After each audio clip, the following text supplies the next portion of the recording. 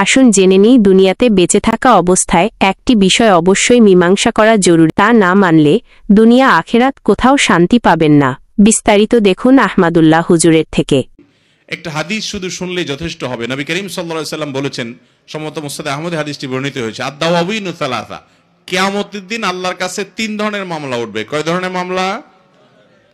3 ধরনের মামলা উঠবে, ভালো করে শুনেন।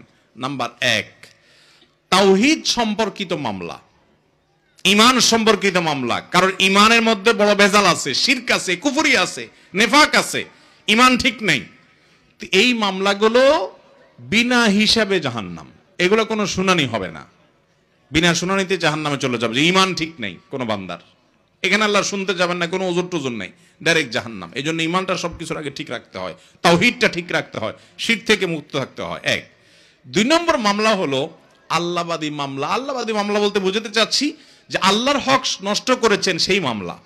আপনার নামাজের ত্রুটি আছে, রোজার ত্রুটি আছে, আপনার হজের ত্রুটি আছে, আপনার অন্য কোনো ইবাদতবন্দির ত্রুটি আছে। যদি এরকম মামলা হয় তো সেইগুলো আল্লাহ রাব্বুল আলামিন যাকে ইচ্ছা তাকে মাফ করবেন, আর কাউকে মাফ না করলে সে নির্দিষ্ট শাস্তি ভোগ করার পরে মাফ পাবে।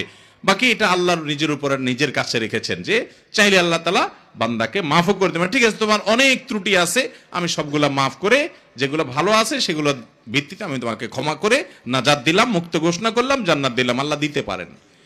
3 নম্বর মামলা যেটা বান্দার হক নষ্ট করার মামলা, এইটা ব্যাপারে আল্লাহ বলবেন না, এটা তো আমি শুনানি করব না, এটা যার হক নষ্ট করছো তার সাথে বুঝো।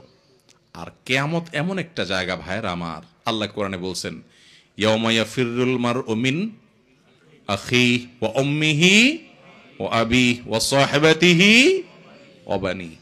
সেদিন মানুষ তার বাবা দেখে সন্তান পলায়ন করবে, মাকে দেখে সন্তান, মা সন্তান দেখে পলায়ন করবে, স্বামী স্ত্রী দেখে পলায়ন করবে, একজন আরেকজনকে দেখে পলায়ন করবে। কারণ কে জানি দুনিয়ার সম্পর্কের ভিত্তিতে আজকে ধরে কিনা যে তুমি আমাকে সব দাও, আমি আটকা পড়ে গেছি, কেউ কাউকে দিতে চাইবে না, ইয়া নাফসি করবে।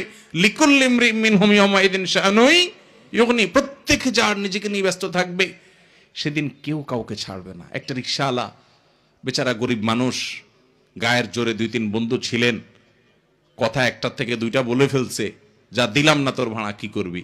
বেচারা ফেল করে চেয়ে রয়েছে, চলে গেছেন, কিচ্ছু বলে নাই। সেদিন হাজির হয়ে যাবে, একজনও মিস হবে না। কোথায় কোন জেলায় করেছেন সব হাজির হয়ে যাবে। কোন বাসের কন্ট্রাক্টরকে ধরে ধমক দিয়েছেন, গালি দিয়েছেন, ধাক্কা দিয়েছেন, বেচারা কিছু করতে পারে নাই। আপনারা 4-5 যুবক কলেজে পড়েন, গায়ের জোর আছে, ধমক দিয়েছেন, চেয়ে চেয়ে চলে গেছে, কিছু বলতে পারে নাই। কিয়ামতের ময়দানে